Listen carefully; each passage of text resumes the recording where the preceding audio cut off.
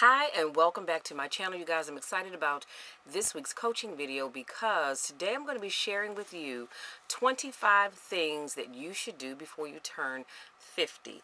Now, this is assuming you have not already turned 50. And you know what? Even if you have turned 50, so what? These still can apply to you.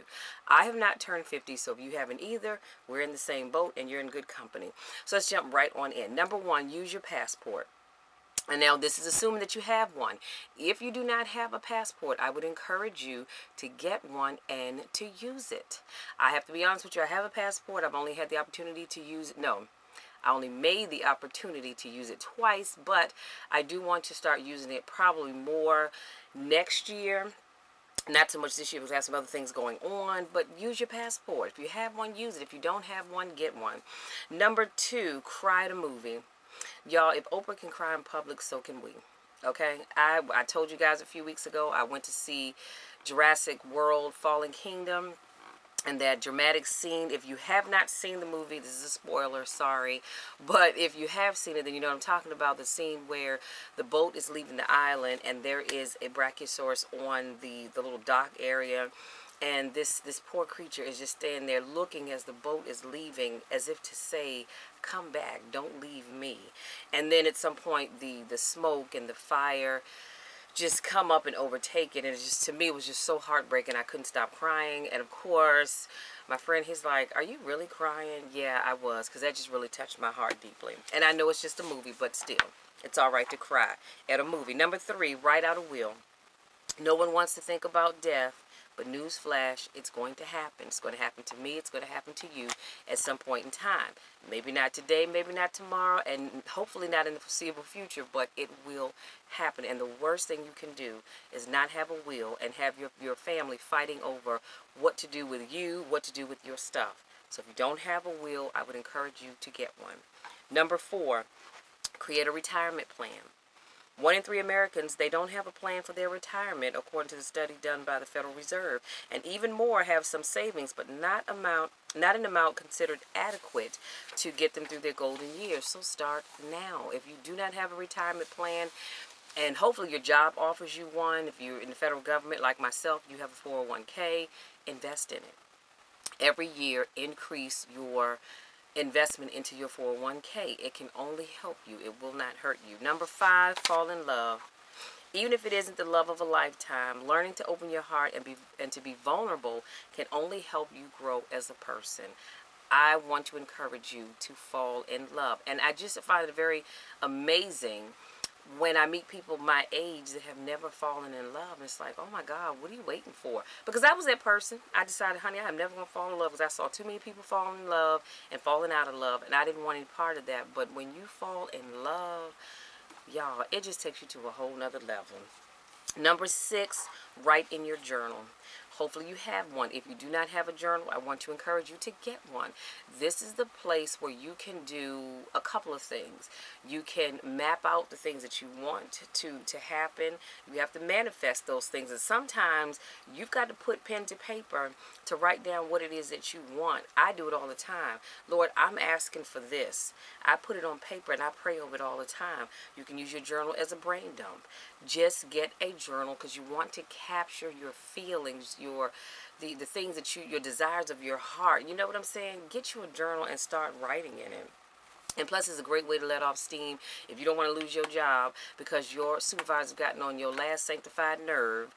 Then you might want to put that down on paper so you don't say something out of your mouth that'll get you fired. Number seven, get a pet. I would encourage you, if you have never had a pet, to get one. I've had 4 dogs in my lifetime, and to me it's just too hard when they leave. Some people can say, hey, you know, I'm grieving over this dog, but I'm going to get another one. At this point in my life, I'm done. I don't want any more pets, but that's not to say that I will not get a dog someday. Just right now, my heart's just not in it. But I encourage you to get a pet because you know what? It provides great health benefits, both mentally and physically. Number 8, pay off your credit cards. Okay, thank God I don't have any credit card debt, but if you do, you want to pay them off. One of the biggest causes of money woes is credit card debt. Swiping and going causes you to overspend. If you're overwhelmed by debt, you may want to try Dave Ramsey's, what is it called, Snowball method. It's a simple way to get started, one credit card at a time. I have not done it, but I have seen it, so I'm going to link that information in the description box for you so you can check that out. It's definitely worth checking out. Number 9, volunteer at a homeless shelter.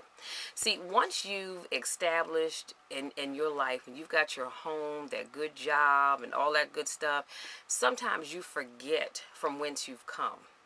Because everybody that's sitting high right now wasn't in that same position a few years ago. So I want to encourage you, if God has blessed you to have a home and a job and a car and all these other great things, give some time at a homeless shelter, volunteering. Because guess what? There by the grace of God go I, says the Bible. Meaning that we all are one paycheck away from being in a homeless shelter at any given time. So sometimes it's good to go and give back to those less fortunate. Number 10, visit a national park. There are 84 million acres of gorgeous, pristine national parkland in the United States just waiting to be explored. There are national parks in every state. They're open to the public for free or sometimes for a small fee. Or you can purchase a national parks annual pass for $80, and it allows you to visit as many parks as you can. Number 11, take a class. I want to encourage you to never stop learning. I don't care how old I get. I don't care how much I learn. I am never too old to learn something new. And I try to make it my business every week to learn something that I didn't know before. Number 12, forgive someone. Pick someone from your past who you feel deserves to be forgiven for a previous wrong. Or better yet, pick someone who doesn't deserve it and forgive them anyway. Even if it means nothing to them, it makes you feel so much lighter. I've shared with you guys before on my channel how I had to forgive someone, not for them, but for me. See, it put my mind at ease. It put my heart at ease. And I feel like when we are unable to forgive people, it's hard for us to get the blessings that we're looking for. So I want to encourage you to forgive somebody. It may be hard, but always remember, it's not about them. It's about you. It's about freeing yourself. Number 13, be alone. Learning to be happy in your own company isn't as easy as it sounds, but being alone doesn't have to mean being lonely. The best way to figure out how to be content being alone is to practice it. Silence all the noise, find a place for private time, and enjoy the music of your own thoughts. You know, it's just like right now, I'm filming this video. I am alone in this room. However, I'm not lonely because there are people downstairs. So you can be alone and not be lonely. It's all right to be alone, honey. Let me tell you something. I do my best thinking when I'm alone. Number 14, eat something that you don't like. Just because you've always avoided spicy foods, mushrooms, fruit cake, for some people avocado, some people guac, doesn't mean you won't enjoy them. Try a new food. Now, me personally, I don't like spicy foods. I've tried it. I do not like spicy foods. And I think if I had grown up eating spicy foods, I might, have learned to like it, but I do not like anything spicy. That's why if I go somewhere, I'll ask, is that spicy? And they'll say, oh, it's mild. No, that's all right. We'll pass on that because I don't do spicy at all. I like fruit cake. I just wish it had less fruit and more cake. Other than that, I won't touch it. But I like the cake part itself. It's just I don't like all that fruit. And honey, I love mushrooms, okay? I love me some mushrooms. But I want you to try something that you don't normally eat. Number 15, get an adrenaline rush. So try indoor skydiving, bungee jumping, get on a giant swing, or get on a really tall roller coaster. Now, excuse me, I've had my time riding roller coasters when my daughter was younger. I've had my time when my nephews were younger. And the only way you're going to get Michelle on the roller coaster is if my daughter's like, come on, Mom, I want to get on the roller coaster, and she doesn't have anybody else to ride with.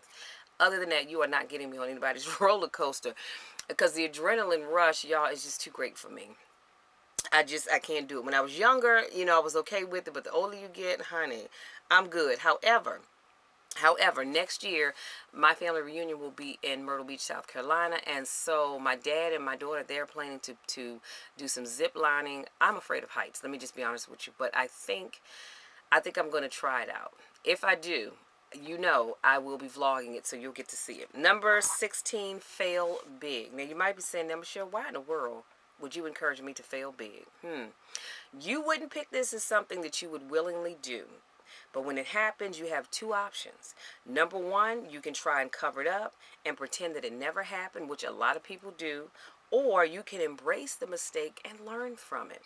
I've had to fail big in some areas of my life. And you know what? I'm actually glad that I did fail, because it helped me to see where I could have done things a little different. It helps me to see the part I played or the part I didn't play, so that I can go forward and not make those. Even if I make new mistakes, I won't make those mistakes. I want you, encourage you, fail big. It's all right. Number 17, check your credit report. As technology gets smarter, so do the criminals looking to steal your identity and commit fraud in your name. I'm going to leave the FTC.gov site where you can go on and check out all the most recent scams and things that are going on out there. You definitely have got to be careful. Okay. Number 18, create a budget. The first step to financial freedom is making a good budget and then sticking to it. You need a budget to help you get on track and stay on track. Number 19, see a show on Broadway. Seeing a Broadway show doesn't just support the arts, it gives you memories and a lifetime. Something I have not done, but it is on my bucket list. Number 20, interview an elderly person. There is something about interviewing an elderly person and listening to them share their life experiences, their life stories, their fondest memories. Get pen and paper, make some notes. You know what I'm saying? Get a recorder and record it, because these things you will have long after that person is no longer with you. Number 21, master the art of apologizing. Anyone can say they're sorry, but offering a heartfelt apology can make both people feel better about a difficult situation. That is a talent, and everybody doesn't have that ability. The best way to get better is to practice. So swallow your pride and make amends immediately after you've hurt someone. Next level is to apologize to someone you've hurt in the past. And if you're not sure how to start, just do it. Just do it. Number 22, take regular power naps. I don't care what y'all say. I may take a 2-hour nap. It is still a power nap as far as I'm concerned. But generally speaking, power naps are 20 minutes, and taking them can improve your creativity, alertness, energy, and even boost your immune system. You should be taking a power nap. I learned that from Richard Simmons a long time ago. Number 23, learn a new language. While it's truly not the easiest thing to do, learning a language, excuse me, can help you to develop yourself, and it just improves your overall brain and cognitive health. And that includes sign language. Now, I'm not interested in learning Spanish or anything else, but I do love sign language. I think it's just such a beautiful language. Number 24, try a different job. Try shadowing a friend for a day on their job and find out, what it is that they do. Now, I'm not encouraging you to leave your job, but if that's what you choose to do, so be it. Two thumbs up from me. But shadow somebody else. See what else is there. What else is out there that you could be doing. And number 25, get to a healthy weight. I cannot encourage that enough. I really should have made that number 1. Before you turn 50, I want you to focus on getting to a healthy weight. Your body will love you, and you might just live a little bit longer. So that's all I have, you guys. Those are my top 25 things to do before you turn 50. I want to say thank you so much to my newest subscribers. Thank you so much to those that continue to support me in all that I do. I love you guys to the moon and back. And don't forget, we are praying big in this season. And until next time, I can't wait to talk to you again. Until then, take care.